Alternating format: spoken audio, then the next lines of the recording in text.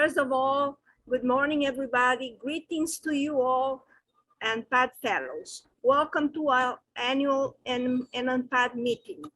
Today, we'll have only half our Teaching and Research Division, EPQ.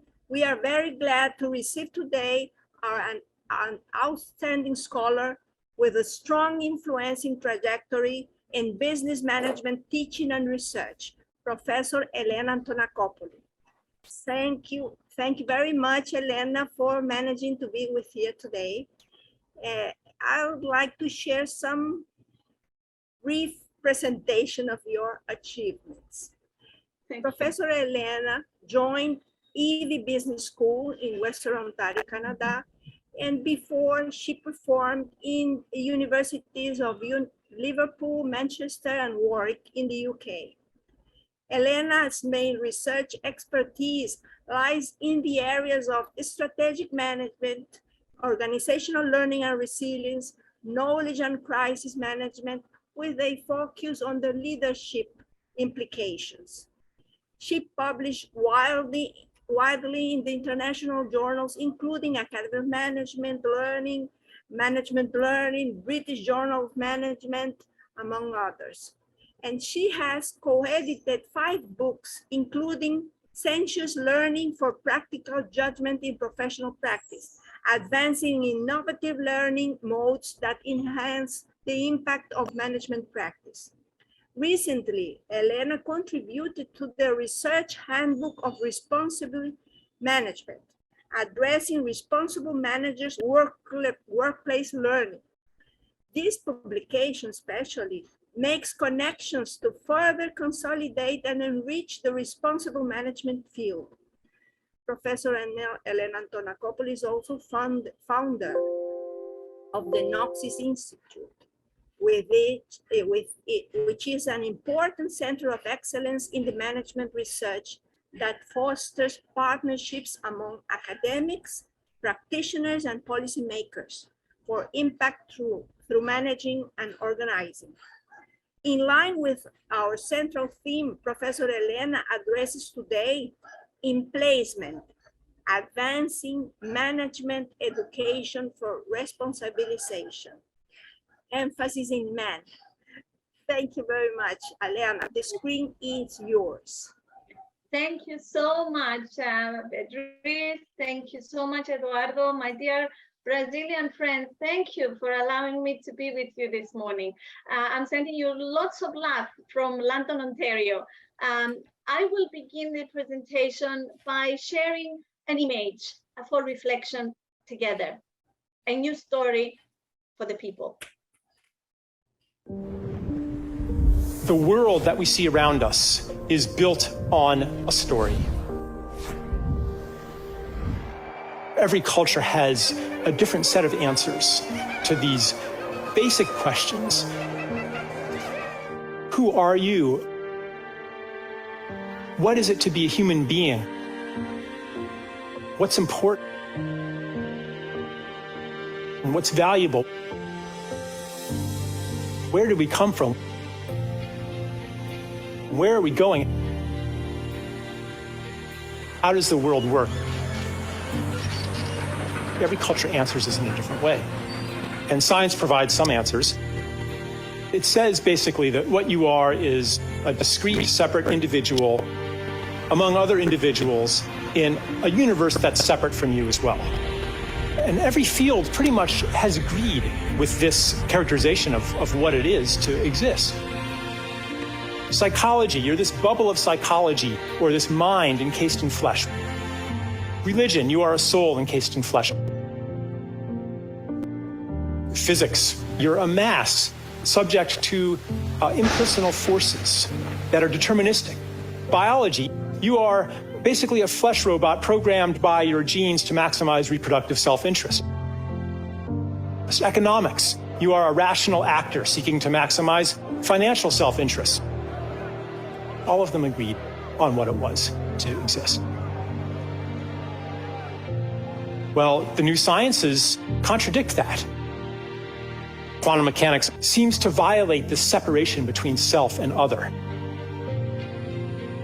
if we're separate from the universe, then of course we want to control these indifferent or hostile external forces. And humanity's destiny becomes to become the lords and masters of nature and to transcend nature. And it's not working too well anymore. In economics, that translates into growth, the endless growth of the human realm. And we're learning that there's a limit to that. We're learning that everything we do to this world, we're doing on some level to ourselves. That is a wound that we feel all the time and that we suffer from. That pain of existing in our culture that's so omnipresent we don't even realize it, except when we're bored, you know? That feeling of, why does it hurt just to exist? When we're young, we have this knowledge that the world is supposed to be much more beautiful than what has been offered to us as normal. We understand that. But that expectation gets betrayed again and again and again, and to protect it, we develop cynicism. As our ecosystems fall apart, as our political system falls apart, as our educational system and healthcare system falls apart, things aren't working so well anymore, and it's a lot harder to fully believe in our stories.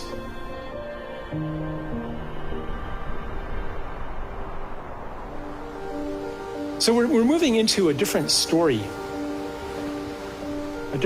of self, a different story of the world, a different story of the people.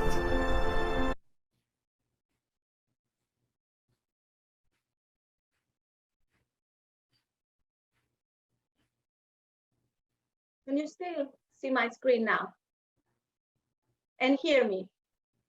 Yeah. Wonderful. So my dear friends, I started with this video just to provoke us to see the bigger picture and to see that our calling, which we call as educators, teaching, learning, has the prospect of making more than just the academic contributions that we typically get measured by these days in our universities.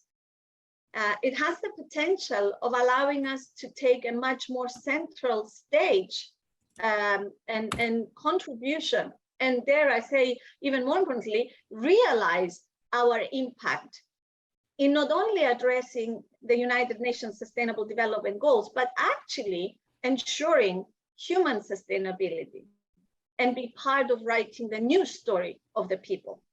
To those of you who do not know me, I'm Elena Antonacopoulou. I'm Greek Cypriot originally. I have lived in the UK and now in Canada. And my work is, as you can see from this slide, all about making connections and understanding how the energy that mobilizes the connections between the dots themselves can propel us to rethink management for a new world, can help us understand how we rise to the occasion as leaders, not just how we develop leaders, which of course remains a central focus of my scholarship, but also allows us to embrace the future of work by rethinking what we understand work to be and how working together we can realize the prosperity that we are looking for. I'm very grateful that Beatrice made in her introductory remarks reference to the Gnosis initiative. Gnosis, the Greek word for knowledge, has been my mantra, the space where I have experimented over the 30 years as an active scholar, not just researcher, to explore how we answer this big question that keeps me every night awake. I have to tell you, how do we navigate the unknown? What do we do when we don't know what to do? And believe me, every single moment of my life where there was this question present, it was where I saw the biggest amount of growth in myself, in those around me, in the conditions I was serving. So my thesis today starts from the foundation that, yes, as the video was intending to remind us, we are in the midst of future making. Where we are now is a product of much of what we have co-created, but we have a future that we can also co-create. And if we want to place this future in the language of industrial revolutions that have certainly defined the very importance and essence of management and organization studies, of which we are all a very central part of, then I invite us through this presentation to think about the fifth industrial revolution as indeed the foundation for rethinking the new story of mankind and the ways in which management, education, learning, and teaching practices can foster human flourishing. And just to explain what I mean by mankind's flourishing, I see this the capacity to navigate the unknown through the ecological entanglement, fostering a sustainable, responsible, and ethical leadership agenda that brings out the best in people, place, and planet. In this presentation, I've organized my material and my message in 3 parts, and there is plenty of scope in all of this for your participation. Use the chat if you wish to communicate with me, to share your thoughts as we go along. And my hope is that this will be an interactive session where we will have the opportunity to learn together. So let me begin with the first section. And I'm starting this section by asking the question, how has the pandemic changed what responsibility is for managers? And should that be for our students? And if we ask the question about how the pandemic has been a massive or a collective learning experience that really brings to the fore responsibility, we need to also ask ourselves, how has the pandemic changed our responsibility and responsibilities as educators? These are very important questions for me. They have resided in my scholarship for many decades. And the most latest focus on how we cultivate responsibility or how we practice responsibilization is where I wanted to begin our journey today.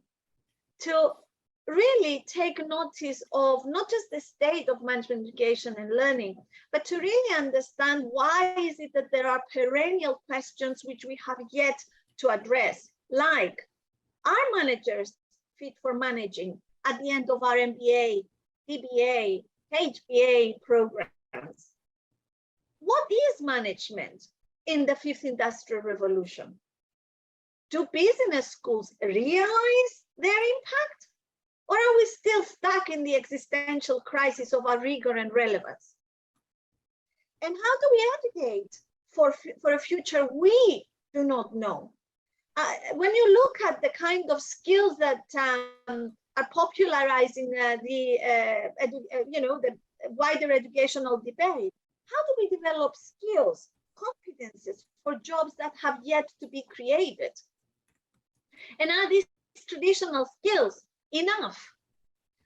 For me, the most important thing is, how do we manage the intergenerational gap? And how does that translate in our teaching and learning practices? But none of what we ask about what we do as educators is ever going to be sufficient if we don't ask ourselves persistently, what is it that learners want? Do we actually really know? I beg to suggest that we don't, because we are caught in our routines of clocking our classroom time, delivering our teaching, hoping that the evaluation at the end will recognize our care to develop our students, but maybe we haven't done enough to capture what the learners want. And equally, I'm not convinced that we have done enough work to ask ourselves, how is learning itself as a practice to be supported in the new conditions that we are operating in, where VUCA, volatility, uncertainty, complexity, and ambiguity are part and parcel of our everyday life. So the technological development and artificial intelligence are only but a very small part of that messiness that we call our everyday life. And of course, more fundamentally, is there any particular kind of knowledge that can foster human flourishing? So with these questions in mind, my work has been focusing in embracing to an extent why it is that we have so many recurrent crises in institutional life, with governments collapsing, with professions becoming progressively and persistently undermined in the trust that they can be afforded, to recognize the leadership crisis that we're faced with. Why? Because one of the most significant diseases of our time is not just pandemic, but the humane poverty that undermines the importance of character and conscience and what humanity means beyond competence. And as someone that has worked to address that in my work in rethinking how do we restore trust in professions and professionals, I have been very instrumental in thinking about character development. And this is exactly why I was invited to come to Ivey, because my colleagues at the Leadership Institute here have particularly dedicated themselves in advancing a leader character agenda. But even in my discussions with them, I noticed that they had not included in their framework important character principles like altruism. I've just seen Eduardo, the screen hasn't frozen. Can you see the next one? No, the screen stopped in the video. Oh, okay. So wait a minute. My apologies. You should have told me earlier. Let's see. I didn't want if it was intended to or not. Now we see it. Okay, no problem. So let me. Sorry. So what you missed is all of this. Okay? Everything. Yeah, that's okay. It's okay. This is just a quick reminder of what I have covered so far. Okay, so I have been saying, so I was at this point where I was saying, even with my colleagues at Ivey, I don't see that they have been addressing altruism as a very important aspect of human affairs. And the reason why I turn to altruism is inspired by the greatest educationalist of all time, in my view, other than Socrates, of course, and Aristotle. But for me, the father of knowledge and education that goes beyond the banking mentality in Paulo Freire is a reminder of how subjugated we can become in the very systems that we create, and why it is important to continue to inquire through critique and through practicing reflection, and what you will hear me elaborate more, reflexivity, as a way of addressing the learning crisis that underpins the leadership crisis and the crisis of institutions and professions that we're part of, which for me brings all the more to the forefront the real opportunity for us to make a difference to the world by addressing the ineptitude that defines us as humans in our professional and personal lives. And let me explain that ineptitude for me is the nature in which, as professionals or as people, as citizens of the world, we demonstrate our public accountability and responsibility in serving the common good. So what am I saying to you so far?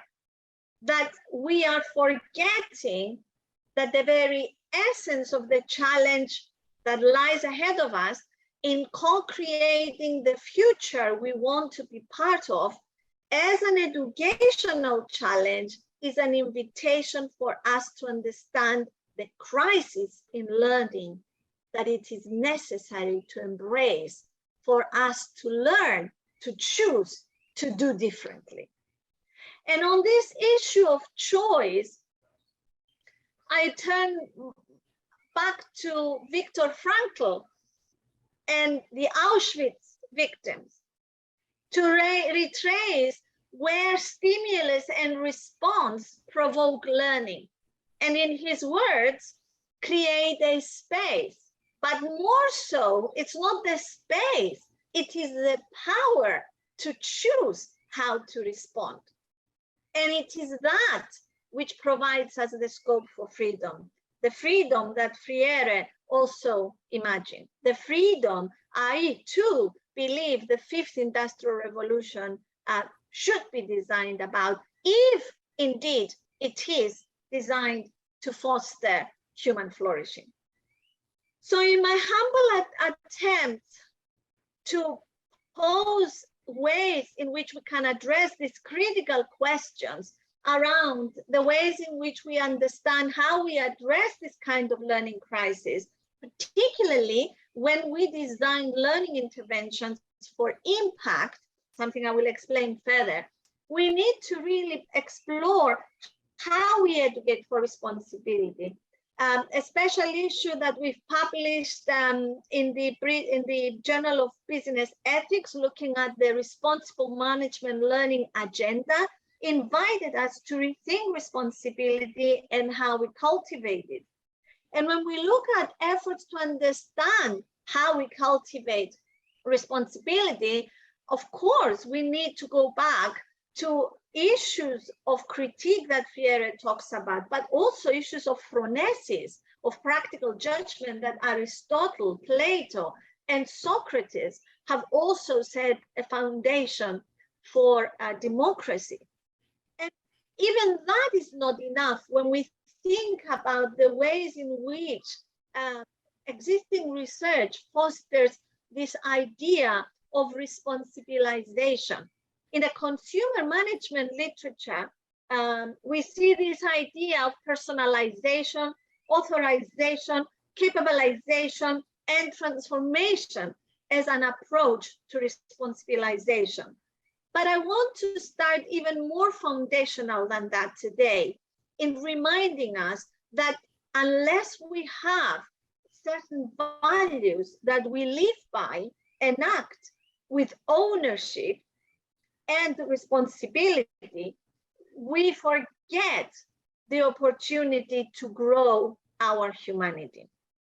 This is why I spent 5 years bringing together scholars, policymakers, executives, and artists to think about and to actively design new ways of learning that would foster the development of practical judgment across professional practices. And for those of you who may not be familiar with this work, sense-use learning is that kind of learning that aligns cognition, emotion, and intuitive insights and fosters critique such that the connections, the complex, the symplegma of emerging sensations exposes our core as a way of intelligence, as you will hear me explain more in a minute, which inspires the way in which we choose to conduct ourselves with freedom. This is also why we need to see human growth beyond the ways in which we have been educating and focusing so much on intelligence in the cognitive and, if we're lucky, emotional way. The idea of core intelligence I'm introducing to you today is a very fundamental capability for mankind's growth, and mankind's flourishing. It's one that we possess but we have lost in our highly technological ways and advancements.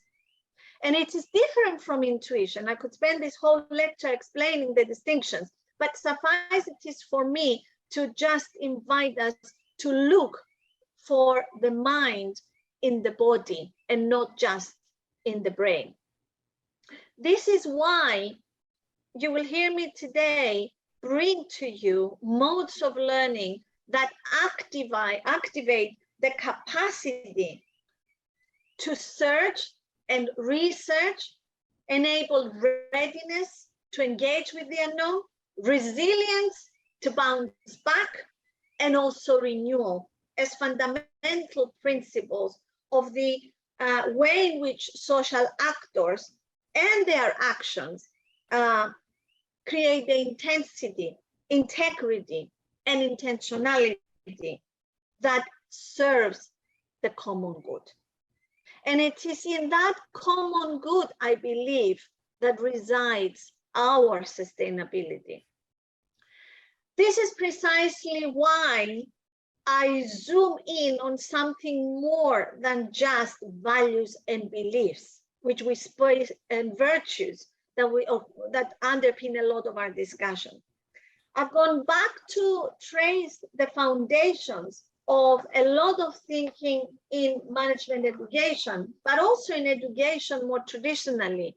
And the notion of axia, worthiness, is where I find the scope to begin a new chapter in management education.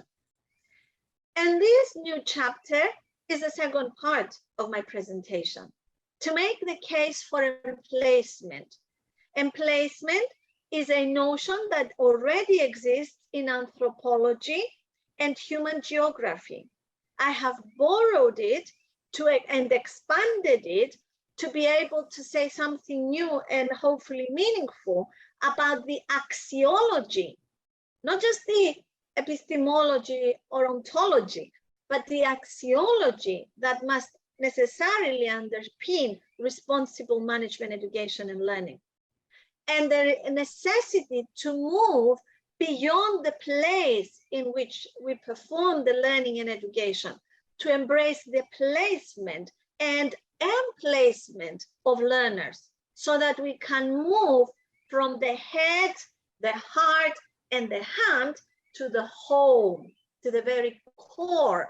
The homecoming is where I see the opportunity to advance management, learning, and education in the future.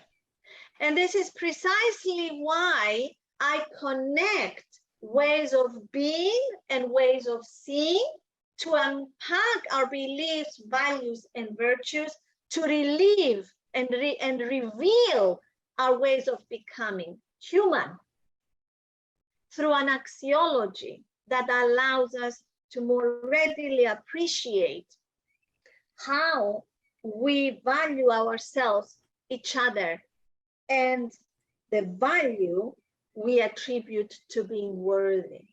This brings us back to one of the most fundamental aspects of what it means to be human, and that's dignity. And it is that dignity, I believe, Freire was also passionate in restoring in the poor areas of Brazil. So let's do a little bit of an interactive break here, just so that it doesn't feel like a monologue, because the last thing I want is to lecture anyone. So let me invite you to just take a look at this picture and tell me what you see. And you can use the chat because I have it open and I can see what you're writing. And I'm going to move fast in the interest of time through this next phase. So play with me, if you will. What do you see here? Any thoughts? Any offers?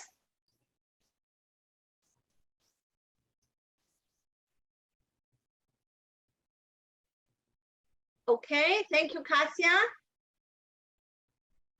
Very nice. Eduardo, thank you. Carolina, Anna, Carolina, Julio, excellent. Right, okay. And again, just look at the fact of how is it that you change your focus to be able to see either the dog or the family.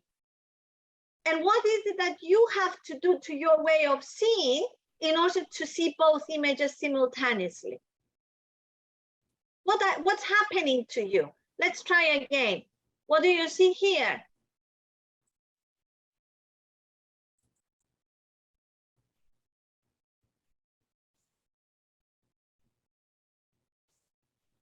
A couple. Thank you, Marcelo. Nice to see you, my friend. Wonderful.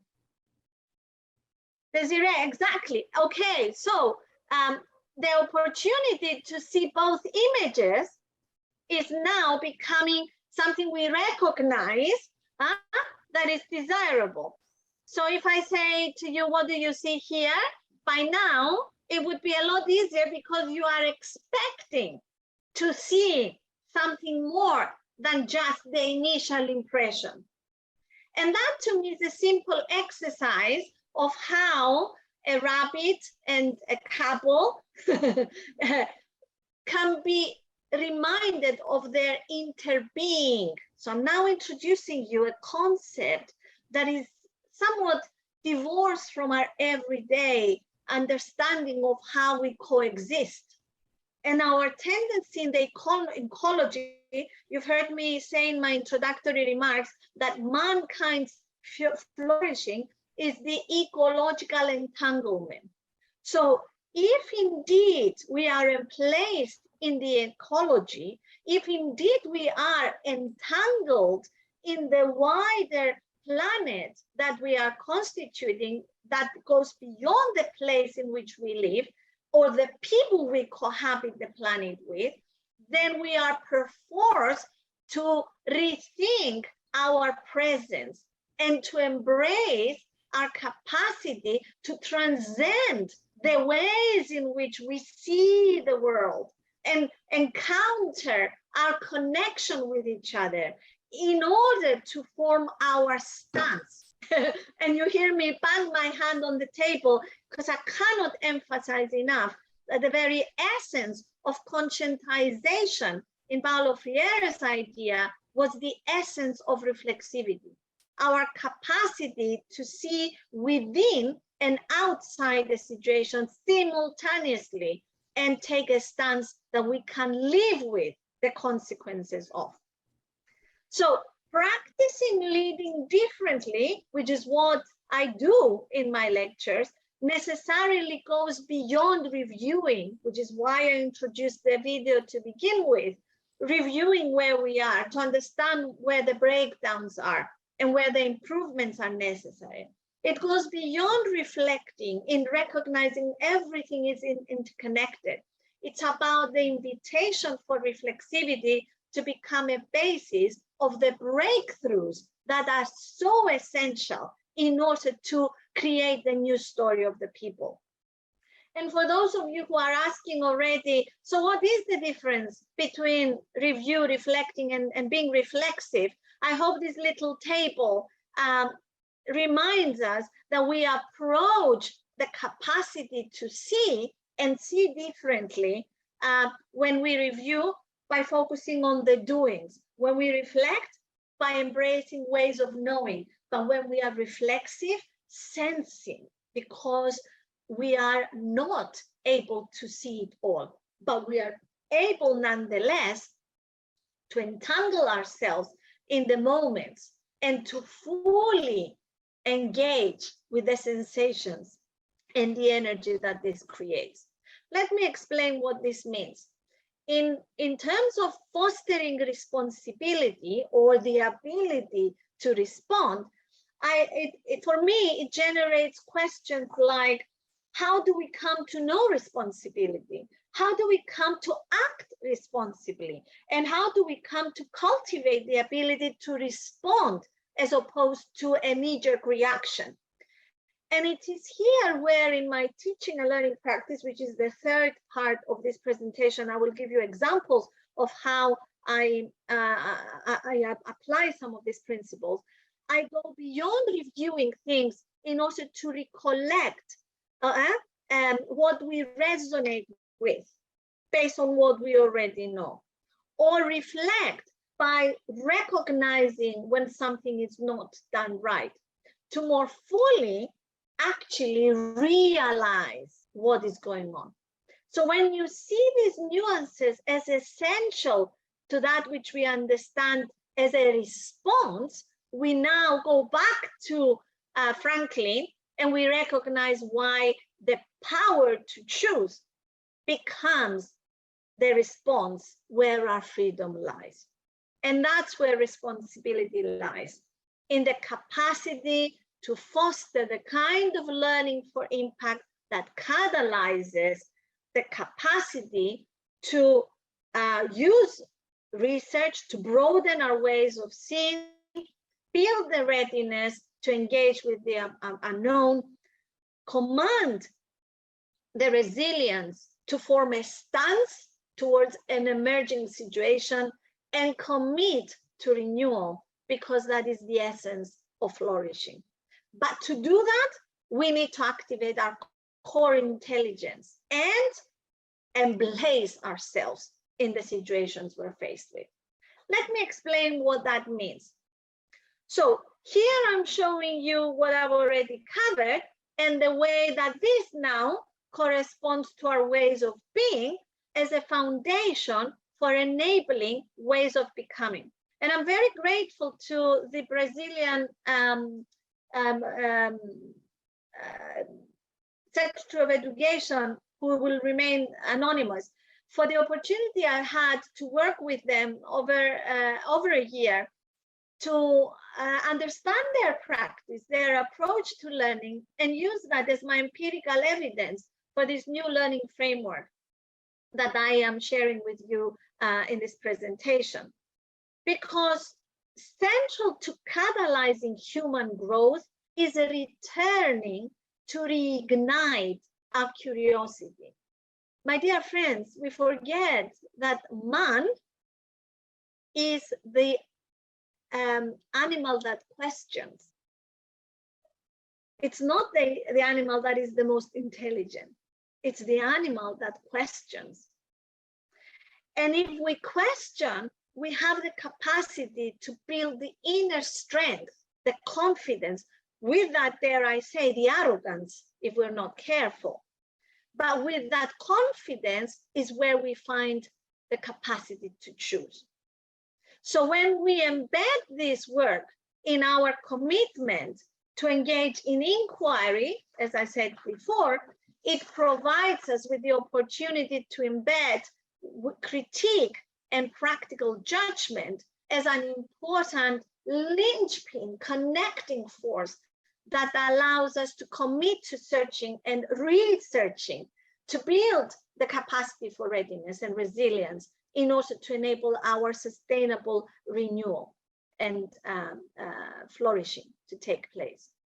This is why we have lost the natural instinct, more than just intuition, to tap in those insights that live inside us, which is precisely why in introducing core intelligence, I want to be clear that I don't mean about the intelligence that the military speaks of or the artificial intelligence that technologies pronounce. I'm not even talking about the type of intelligences that Gardner promotes. I'm talking about the importance of intelligence in the terms that Dostoevsky refers to as taking something more than intelligence to act intelligently. For me, intelligence is about finding our way in the darkness. It is about growing the capacity to become more in touch with our dignity and the core, which is the core of what it means to be human. And it is here, and it's in this alignment that we find our centeredness, our ecological entanglement in our oneness with the world. We retain our instinct and impulse to remain reflexive because it's a natural reflex, our response. But we also become better able to embrace the energy, So don't be surprised why you see me use the aurora as my background today, because it is my way of vibrating positive energy to invite you to sense, not just hear, not just see, but really engage all of your senses enough so that the sensuousness that this experience of learning together this morning provides us allows us to engage with the sentiments that trigger, follow, and underpin the flow of conscious experience. It is here that our capacity to build responsibility lies when we move beyond sensibility or sensitivity and we start tapping into salience. And it is that salience, I believe, lies unexplored in Paulo Freire's notion of conscientization. But in our simplistic language, translating concepts and calling them conscience or mindfulness, we continue to privilege one mind, the brain. Whereas actually, neuroscientists will tell you that there is a bigger brain in our body, in our gut, and that's more than just our intuition. So in suggesting to you today that there is another place for intelligence, my invitation is for you to experience what emplacement is. And anthropologists have elaborated on that point very meaningfully in highlighting the importance of understanding our place, our topos in any given context, and how that invites us to take a position by virtue of our placement in it.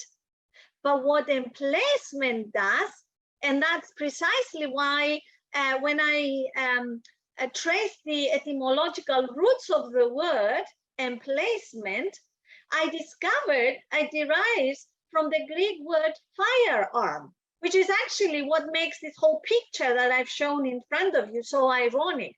I mean, what the hell would a firearm, what is the place of a firearm in a beautiful beach? Other than being a forgotten relic of a time past. And yet it is more than that. It is a reminder that, like a firearm, firmly placed, even if out of place, it is nonetheless an invitation to multisensoriality. It is when we embrace the place, the environment, and its materiality as an event of knowing. This is what Pink describes as an anthropologist. But as also human geography pronounced, it becomes the coming together of forces. And this is what makes a site, a spot, a scene, a situation. So suddenly, isn't it amazing that our language goes beyond a simple container term that we call context? That's why utopia also exists. That it is not a non-existent place, but it is the place of the story of the future we write together. And this is precisely why, for me, emplacement is defined as taking a stance and standing up for what we stand for, human dignity. Because our future and the future of management, education, and learning, if committed towards cultivating responsibilization, will do the most significant work in advancing humanity. Enough for us not to be sustainable or sustained in an environment and in a planet that we are destroying, but that we are putting an end to misplacement, displacement, and mistreatment of each other. In other words, my hope is that we grow to become better human beings. And it is here that I show you how this applies in ways in advancing through sensuousness, responsible leadership.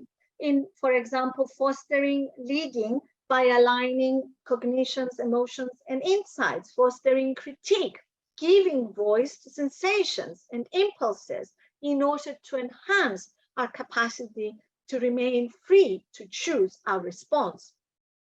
In the way that we practice practical judgments, and the way sensuousness goes beyond inductive or deductive reasoning to embrace and abduct the essence as we seductively get drawn into choices that may not always serve the common good. And then that finally, this sensuousness, it's about forming our stance and positioning as a vantage point from which disclosure enables seizing moments through practicing.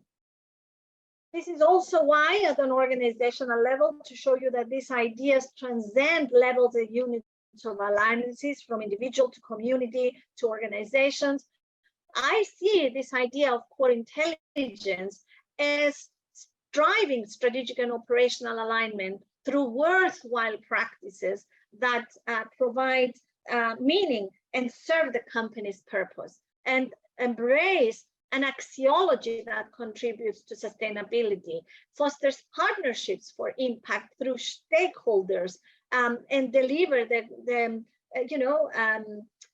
corporate social responsibility or sustainability agenda as we've seen it over many years, but with much clearer commitment to the common good, which is what we witnessed this week in the stance that Patagonia's chief executive has demonstrated in donating the company in the service of the common good, in a bigger cause. But at the same time, it's about the way in which we consciously take on the challenge to make a difference in serving the planet, the people, and the place simultaneously. This brings me to the last part of my presentation, which is to bring some of these ideas to life by illustrating and sharing with you the kind of educational teaching and learning activities that I have designed and I am delivering in my mainstream teaching and learning, not just in Canada, but in different collaborations I have around the world. I wanted to remind you that central to responsibilization is aligning values with practices. In other words, living what we believe in. And in many ways, these I have discovered to be essential for bringing any reconfiguration of management practices.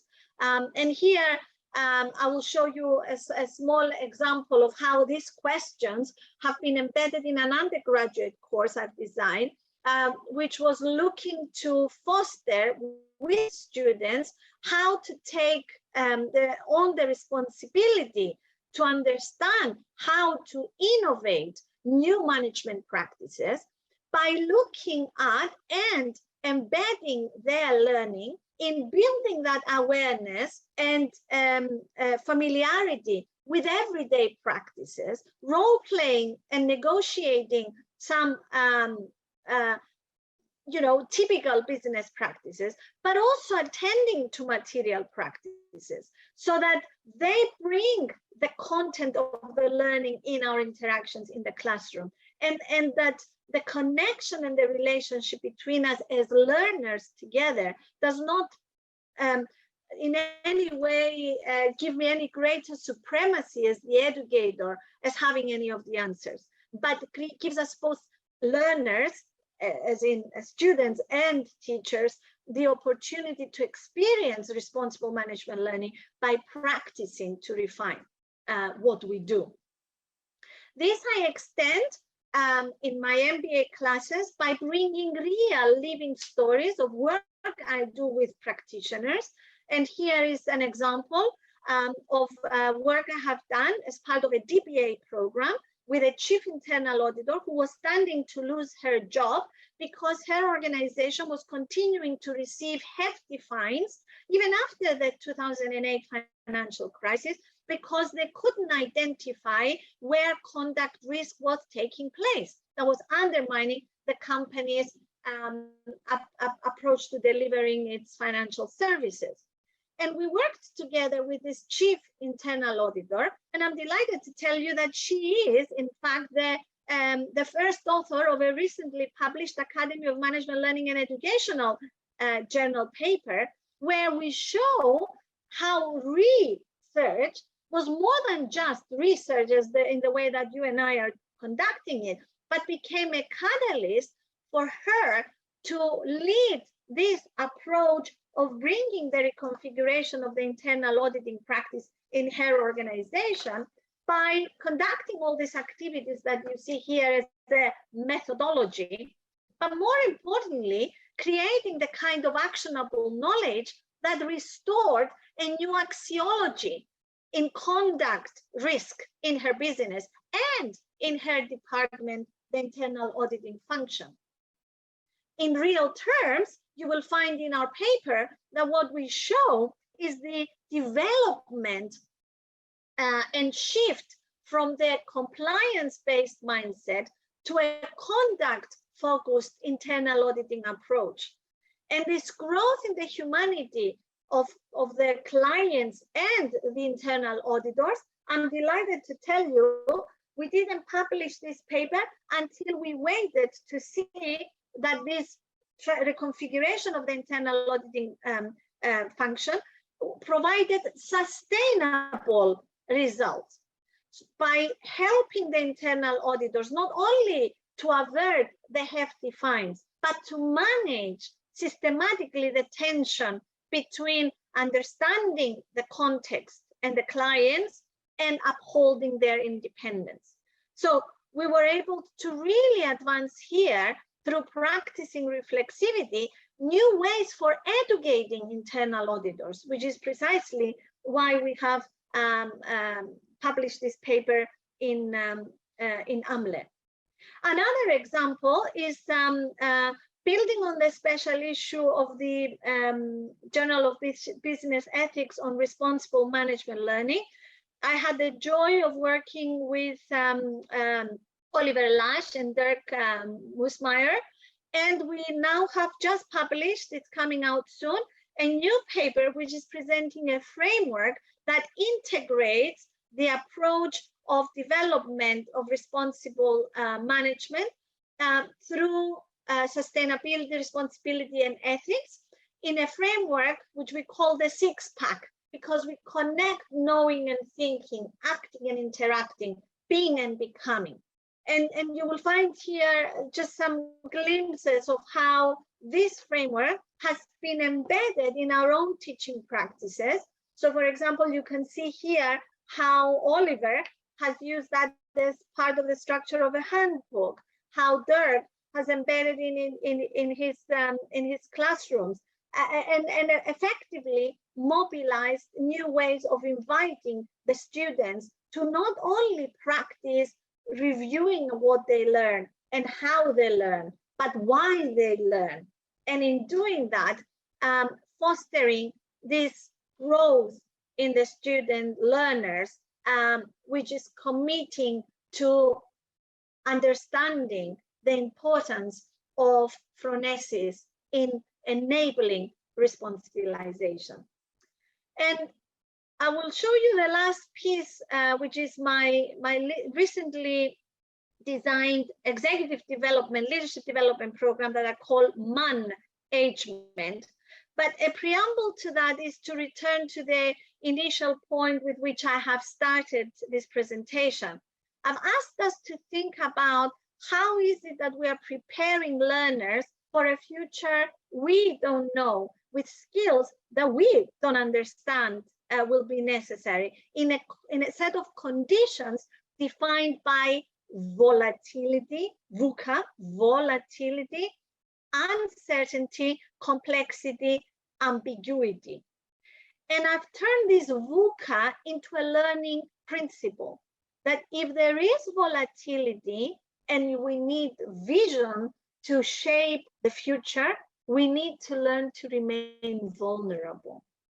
If we have uncertainty for which we need the opportunity to understand the emerging conditions, then we must learn to remain unnerved. If we have complexity for which we need clarity, then candor is critical. And then finally, if we have an environment of ambiguity which calls for agility, then we need to be awakened. So my dear colleagues, the job, the calling that all of us serve as educators is helping learners to command the unknown by enabling them to live life, not sleepwalking, but by being awakened. And that is the catalyst of the new Man-Agement program. It's about leading with greater impact. It's about recognizing that the wicked problems of our times cannot be resolved in the ways that we have approached it. And our job is to learn to design the future we want to be part of by embracing the unknown, not by designing a future based on what could happen as we rehearse scenarios on what we currently know, or we can anticipate may likely happen or potentially might happen, but to actually empower ourselves to create the life we want to be part of. And I believe the new generation that we have in our classroom are far more committed to not take our advice, but to really design, think, in other words, prototype, experiment, try things out, and co-create. But in order for us to enable that co-creation, we need to understand what impact means. And so much these days, impact seems to be paraded in everything we do. So let me take you back to the beginning of my presentation when I spoke about learning for impact. For me, impact is the commitment to improve our actions. That's exactly why the responsibilization becomes a catalyst of oscillating the effect of embedding the capacity to look at reconfiguring our practices, not just individually, but collectively. So the design of this new management program is built on the Olympic fundamentals. And my dream is that if we instigate a new way of managing and organizing, as if it were the Olympics, we would be paying a lot more attention to how we develop the capability and capacity for our interbeing, our connectedness through equality, diversity, and inclusiveness that allows us not just to collaborate, but to cooperate and coordinate the future that allows us to realize the common good. So in this slide, I summarize my thesis today, that if we want a future and a new story for humankind, where flourishing becomes the essence of the fifth industrial revolution, if we believe in the importance of taking a stance, then we build an axiology that translates our phronesis into principles of isodemia, philodemia, and interbeing, which allows us to rethink inclusiveness as a mechanism for delivering the new economic and political order that the common good presents us with. So we started with questions, and I will finish with one. Given what we deliberated in today's session, how could you see some of these approaches informing your teaching and learning practices in the future? Thank you for the opportunity to be with you. Thank you very much for this inspiring sharing. And Eduardo, it's with you. I would like also to acknowledge that Professor Enrique, our coordinator of this division, is also with us, as well as lots of important researchers in this area, like Marcelo Bispo, as Maria Clara Ames, Américo I'm delighted to see all of you now. I stopped sharing the screen and can see so many familiar names. I'm so happy that we are together this morning. Thank you so much for making time. Thank you. Eduardo, the screen is yours now. We are perplexed after a wonderful presentation of ideas, not only ideas, but visualizations, and we are impacted in many levels. And one thing that impacts me, it's about art, because I used to teach at the management school, management topics in the past 5 years, more than 5 years, in sharing with friends, professors of other schools, the School of Art, School of Dance. And I was wondering what the arts play in this suggestion of the responsible management, learning and education. The arts, what's the place of the arts in that program? And I suppose when we talk about art, we talk also about interdisciplinarity. Exactly. And I observed also that the arts seems to be more advanced in terms of education concerning these elements. I think they, for example, in theater, it seems that they include more than the brain in the learning and educational process from a long time ago. So it seems that they are more advanced. So I'd like to provoke you to reflect a little bit in terms of the arts in that model. Eduardo, I extend to you a very warm hug for asking that question, because this has been very central to the development of the ideas that I have shared with you. The whole notion of sense-use learning is born out of a greater embeddedness and use of arts, art-based methods and art-based interventions to enable this responsibilization process. And again, just to give you a very simple example, one of my standard practices in almost all my lectures now is before we even discuss any topic. So recently I was addressing the MBAs in one of our modules here at Ivey Business School on responsible governance. So I invited them all to submit an image or a piece of art which captures their understanding of responsibility. And I can tell you, we had 3 hours. We could have had 33 hours of deliberation just working with the images alone, let alone the case study examples and all the guest speaker I invited for that 3-hour session. The arts release our imagination. They restore our human need for inquiry. The arts tap into our soul, and they are the most fundamental means of human expression.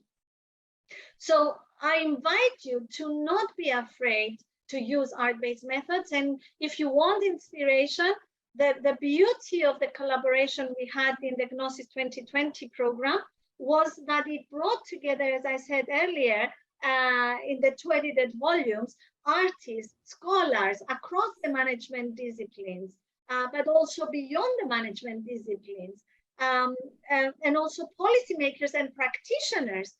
And we've been practicing for 4 years a whole variety of art-based methods, which I couldn't really try and describe all of them in this presentation, but each of the 2 volumes will show you a method that you can bring into your classroom or an intervention that you can design where the arts become very powerful. But even simple things like changing the energy in our rooms, now that we're back into in-person interactions. You see, the challenge you posed to me if I was there physically with you, you will have felt the degree of energy that I'm trying to communicate through the square flat screen in 4 dimensions at least, because you will have sensed even more the deep love that derives in what I've shared, in everything I've said today. So to me, the arts bring the embodiment of what we do and make the enactment possible instead of the other way around. So all of what Carl Weig reminded us in sense making was enactment. Use cognition. No, it's not enough. We make sense when we put the senses back into sense making. When we are embodying this orchestration of the senses, but when we also bring it to the very core of who we are. And my dearest friend, Isabella Sacramento, who is based in Rio de Janeiro, she is one of the most wonderful colleagues that I've had the pleasure to work with, who uses body percussioning.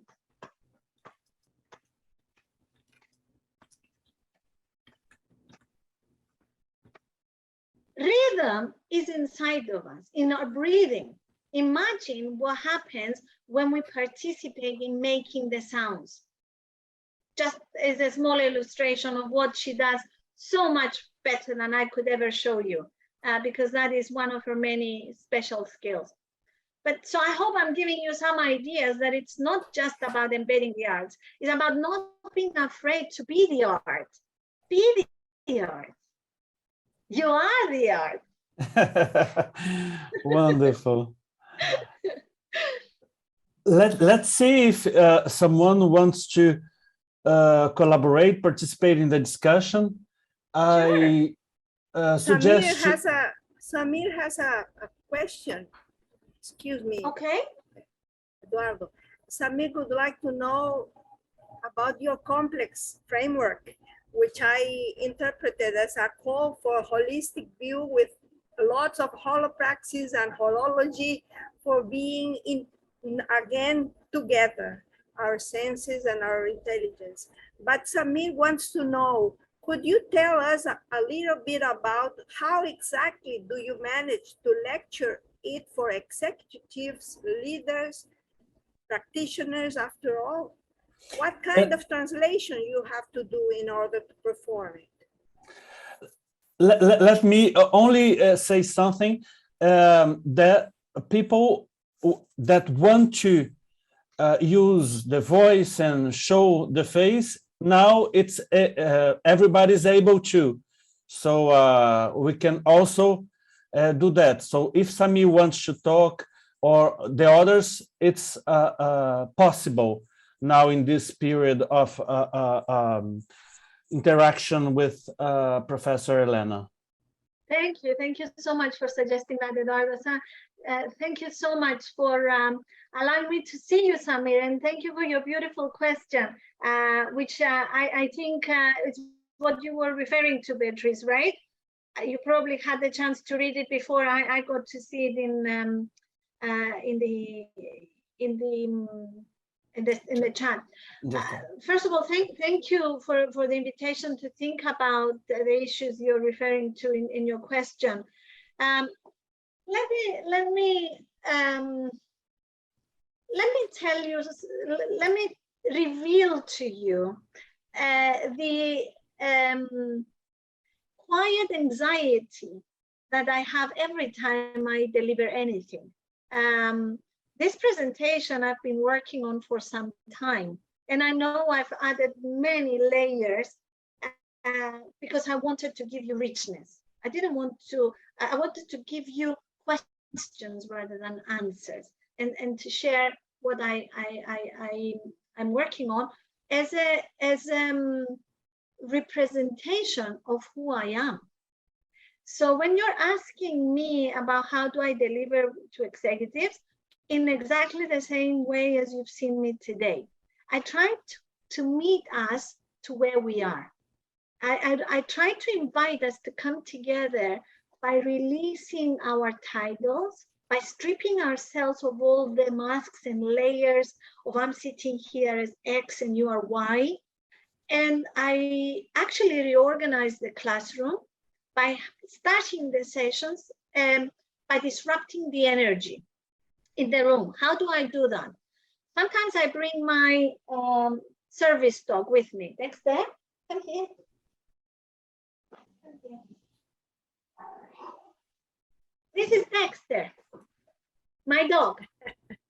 He comes to my lectures. He heals more people than my words and my teaching could ever do. He is a service dog, but he is also a rescue dog. But I don't know who has rescued whom, me, him, or him, me. This is an example of interbeing. This is an example of ecological entanglement you've heard me speak of. So I may start my lecture, thank you, my love. I may start my lecture by inviting everybody in front, and sometimes, you know, it can be 60 people in the room, or if it is a big amphitheater, I ask them to reorganize themselves by height, by color of eyes. How many of you spend time to look at what color are the eyes of our students? So I'm inviting us to notice more. So I start by creating that space of noticing. And something beautiful happens when people feel they're being seen. I see you. Look at that movement. I see you, as opposed, I see you. So ways of seeing is about embedding in the learning experience the opportunity for us to collectively come together to see each other and the state of the world that we have created, because we are the system. So everybody complaining about things not being right must start by saying, what am I doing to contribute to the current conditions? How am I part of the solution rather than the problem? How am I choosing, you know, as I'm drinking this bottle of water, what to do with that plastic bottle afterwards? So to me, this is about creating the safe space in our classrooms. And actually, the whole Man-Agement program is designed to not be a classroom-based program. I want to take the learning in the action. I want to overcome this tendency of transferring knowledge from the classroom back to the workplace, which is highly problematic. I want to embed the learning at the point of action, which is precisely why the management program is designed to foster the kind of reconfigurations of management practice through research, like the example of the internal auditing reconfiguration I spoke about earlier. So this is my way of answering, or not answering, but throwing some illustrations, Samir, about, and I'm not, I may be rehearsed, but I challenge myself to do something different every time. So to give you an idea, I had a dream last night. How do I open today's session? Because I don't know what what you've experienced already. So I had to, I only introduced the video, and you see I haven't shown it all to you at the last minute before I started today. Not because I was unprepared, but because I was trying to reach out to you, to be close to you. And I thought that that might be one way I could do it. Not all we do delivers all of what we want. That's why we have to keep on practicing, keep on trying, committing to improvement of our actions. Then we realize our impact, I think. Does that help? Yes, definitely. Thank you. Thank you, Professor. Super. Thank you. Well, we also have Marcelo Bispo that would like to contribute to the debate. Beautiful. So Marcelo. Ay, ay, ay, ay, ay. Who is that beautiful girl? Oh my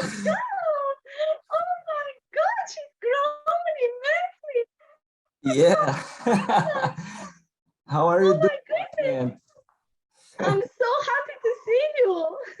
Me too. And to meet this young princess. Yes. First of all, thank you to share your time with us. And I have a question. I'm concerned with the notion of common good. It is a very important notion from my perspective. However, common good lies on tension and extensions related to values, competing values. People are struggling for what is the good or bad, right or wrong, etc. Yes. So I'd like to hear about you how we can deal with this competition to say and to practice what is good, wrong, bad, or you know. Please let me know about what you are thinking about. Thank you, Marcelo. Thank you, my friend. I think this this is precisely why I used in the presentation the images to confront us, to experience firsthand this tension of why do we choose to see something, and how we juxtapose black and white or dualities. And by creating these dualisms of good and bad, white, black, how does this separation foster, as you very rightly said, that tension that typically I illustrate with an elastic band between my fingers. So imagine that I was pushing an elastic band in between my fingers. The more I push it, the more I push it, the more I push it, the elasticity at some point will give way and it will snap. And that to me is an illustration of what learning in crisis looks like. It's when I expand my understanding enough to suspend entering that space of not knowing. So to go back to the example I've illustrated with the images, the fact that I'm inviting you to see something means I have an expectation that something is there to be seen. But without telling you what you should see, whether it's a cat, it's a dog, it's a rabbit, or maybe more, the whole point is that I am stretching our capacity to imagine what is possible. And so this for me is embedded in what phronesis does. Phronesis and practical judgment is the ultimate of our capacity to do what process metaphysics in Bergson, in Whitehead, and many process thinkers invite us to consider, which is to understand interconnectedness, but to also go beyond synthesis. Because that is where we fall victims of returning back to the very separation in order to see the other. So we can only see black if there is white. We can only accept day if there is night. And of course, there is only good in bad and bad in good if we learn to appreciate these connections. But I think the most fundamental challenge, and therefore invitation, is precisely asking, what is it that we see? What is it about our ways of seeing that blinkers us, that forces us to live life sleepwalking? And what can be part of our awakening? For me, part of our awakening is the capacity to live with choices when we do the wrong thing because it's the right thing to do under the circumstances. Let me repeat it. Great. For me, awakening is when we come to live with ourselves when we do the wrong thing because it is the right under the circumstances. Let me illustrate. Lying is not good. Isn't that right, my beautiful? Your lovely, beautiful daughter is who I'm addressing. I'm sure she could answer that question. We know that lying is not good. And yet lying is necessary. How do we cope with the right and wrong here? It's a judgment call.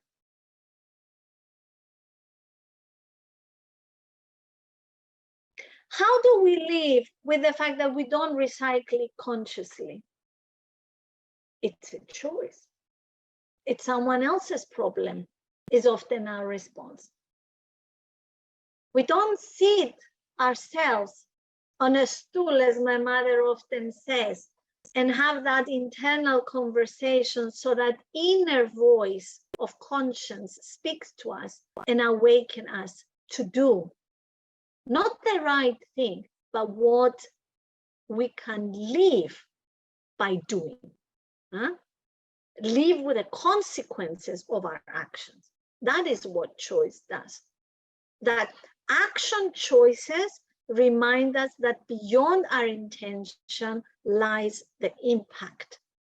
And if we commit to improving our actions, then our impact stands a better chance to transcend our self-interest and the tensions we may experience, so that we can transcend to a space where a bigger purpose, the common good, can potentially become the arena guiding our actions and our choices.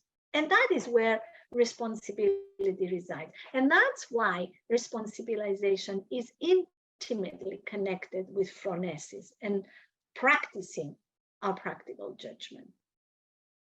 It doesn't resolve tensions. It expands, it extends our scope for possible responses. Does that help? Sure. Nice to hear you. Thank you so much. Thank you. Let's Yes, see. Simone. Simone. Hi, Professor. Nice to meet you. Lovely to see you. Elena. I'm a really fan of your work. And I'd like to know more about the role or importance of aesthetics, because I think it's aesthetics is something inside your emplacement concepts. I'm studying aesthetics in arts, in cultural and arts entrepreneurship with Professor Davel.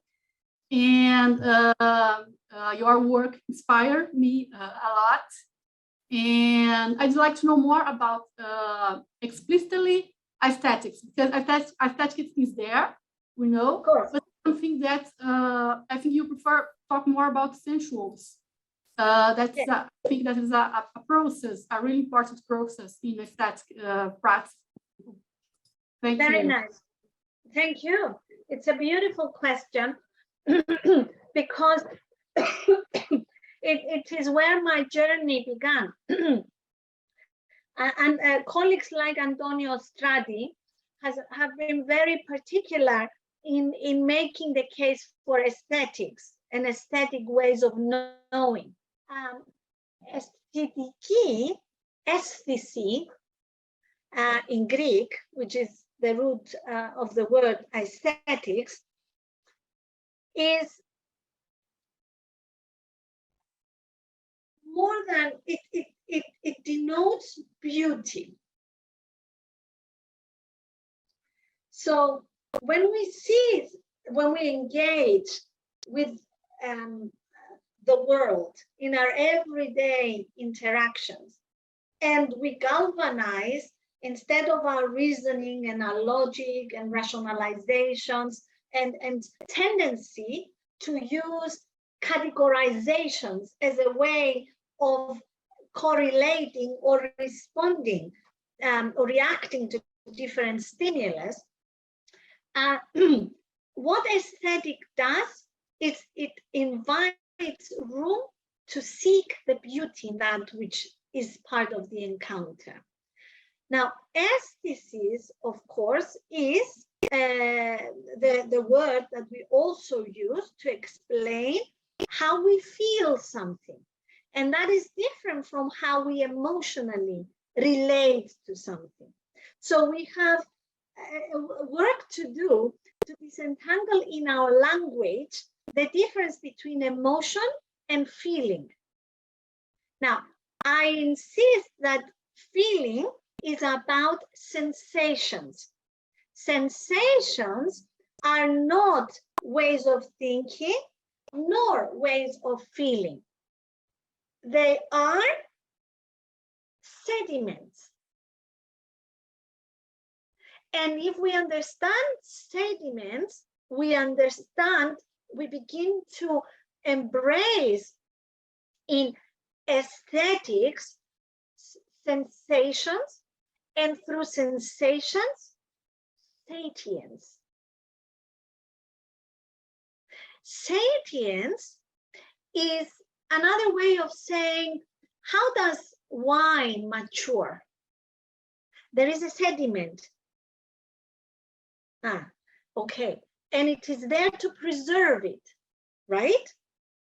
Okay. So satience is part of our process of maturation. So aesthetics is important, but that is when it first alerts us to see. That's why aesthetics can be limiting in focusing on the beauty that first provokes our attention. But what I am saying is that by going beyond that which you see, and you see more, and you see differently, aesthetics penetrate beyond your reasoning and emotions to mature your approach of engaging with the world and participating in the world through your salience. And your salience is not your intuitions, nor is it your gut feel. It's all of the unspoken energy that lies inside our bodies and mobilizes us to act in the ways that we do. And that is why conscientization is from the Greek word synesthesis. Synesthesia is the orchestration of the senses. And Plato and Aristotle talked about that synthesis as the ultimate of cosmology, the ultimate of beauty, the ultimate of understanding the world. And that's why the notion of cosmology is misunderstood as a notion. It's about realizing aesthetically the beauty of the world that we co-create, that we co-happy. That's why we have cosmetic surgery, by the way. Cosmos means beauty. So aesthetics can be a very fundamental basis for re-engaging with the cosmological participation in the world if we adopt the responsibility to mature our humanity so that we can show up in the world with an intent to not do harm, but serve the common good. I hope that helps. Perfect, really, really. Thank you very much. I'm really happy for this. And well, let's continue our research. And thank you very much. Thank you very much, Simone. Elena, we have another question from Professor Américo. How to deal with the post-event phase? Yeah. Is there communication between the participants, some network in which the experiences with the new internalized practices can be shared and reflected? Beautiful. Absolutely. Americo, so lovely to see you. Thank you so much for allowing me to see your beautiful face and then to receive your beautiful question. I think you are absolutely right. And yes, the answer to that is that for me, a lot of the learning happens in the ongoing conversations that we build in networks. So, for example, in my role as an educator, that's exactly why I build these relationships with my students, so that they know that I am always available and will make time for them if they need me, but that by creating the group activities, they themselves come to have a support network so that they can continue to practice sharpening their ways of seeing. In the Man-Agement program, it's all network-based work, and it provides moments when we come together to share, to develop, but moments when we work in our individual organizations, but also moments when we visit other organizations to share different practices and to learn from each other. So what it creates is exactly what I've tried to show in the image of impact as a drop. It oscillates. So it's not enough to have an injection. It's important to understand the symptoms and work with the symptoms in order to create the impact, the consequences that are desirable. Notwithstanding that not always everything goes to plan. Because if you're interested in impact, you have to always embrace positive and negative impact. And negative impact, in my experience, has been I'm going to use a strong word here, the trauma that sometimes it unleashes. Sometimes when you reveal to people their ways of seeing, we're limiting their capacity to live a full life, it brings them home to themselves in recognizing that they may not be in a very good place. And I have to tell you this because I'm not an alien to challenges in my personal or in my professional life. There are moments when I needed that support in coaching or therapy.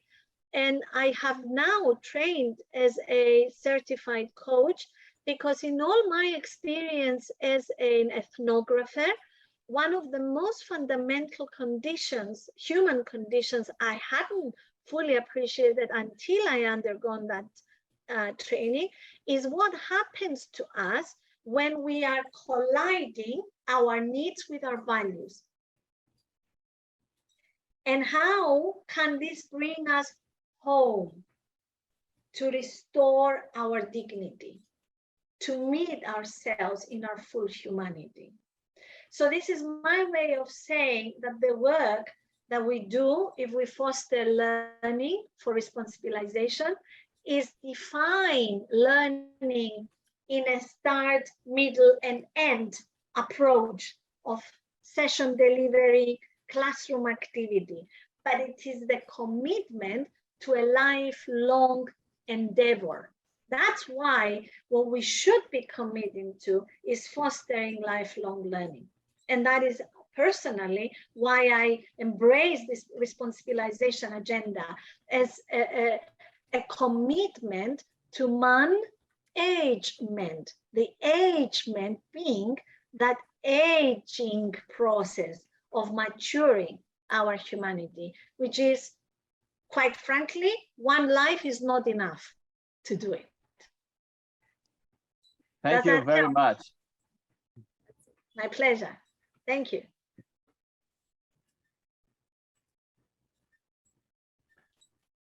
Other questions? Other contributions? Maybe mindful of the time, I can invite you to a moment of silence and contemplation as we see ourselves out of one session and into another one. See if you want to write in the chat one learning, one piece of insight, one core intelligence that our conversation provoked, one question that you want to continue to deliberate. That would be more of a gift for me than anything else. Is that okay? Yes. It's a lovely idea. 10 more minutes there.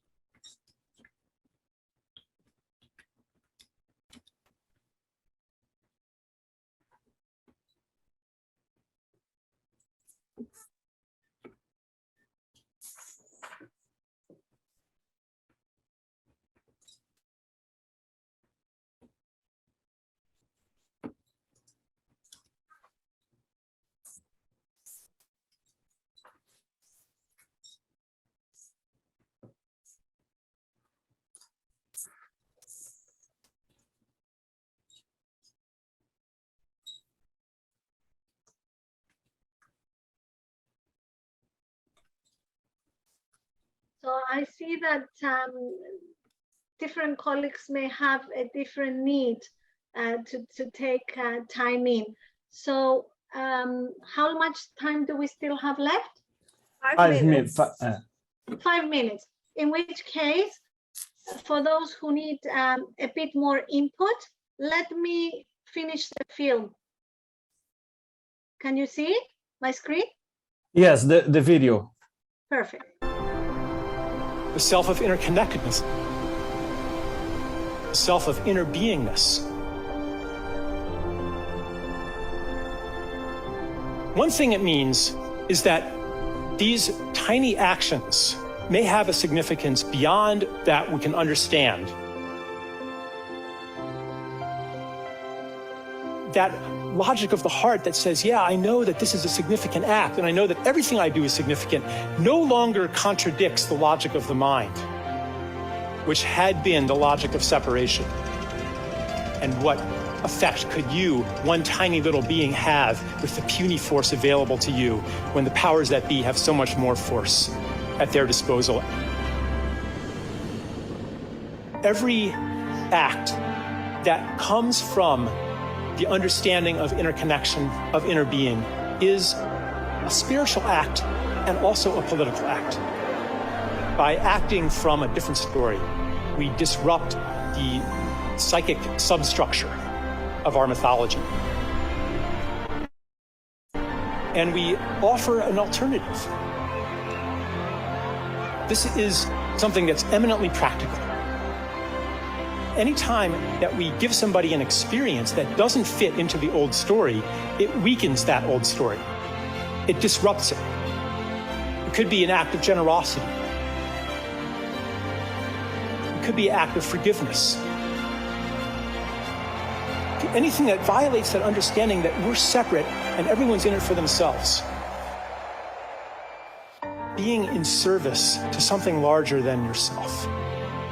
And I would offer that as the formula for accomplishing the impossible. You don't know how to get from here to there, but that thing larger than yourself does. And it arranges these synchronicities, being at the right place at the right time, being in flow.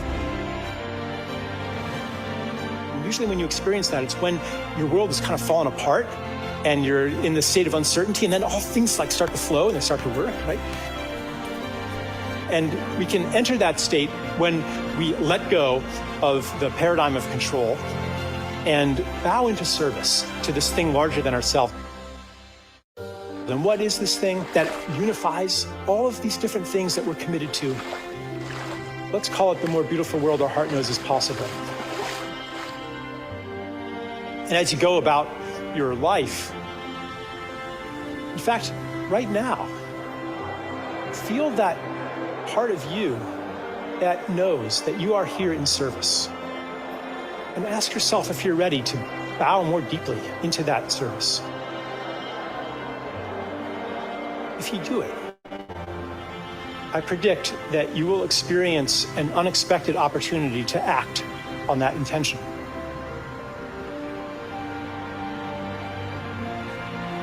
And it'll be just at the edge of your courage, but not past it.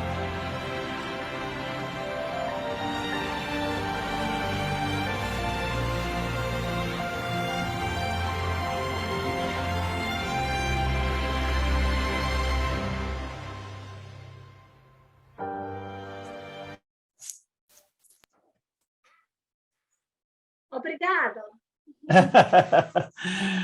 We thank you a lot for Thank you. all the inspirations and learning and Such a provocations. joy to be with you. Thank you for the opportunity. Thank you. Thank Lots you of very heart. much, Elena. Thank you very much. Enjoy the rest of the conference, and I'm so happy that you brought your lovely daughter, Marcelo. Thank you so much. That to me was the important audience to also meet the future generation. That's Enjoy the it. rest of the conference. Look forward to seeing you again soon. Thank you so much for the opportunity to be with you. Thank you, everybody. See you soon. Thank you. Bye-bye. Bye-bye.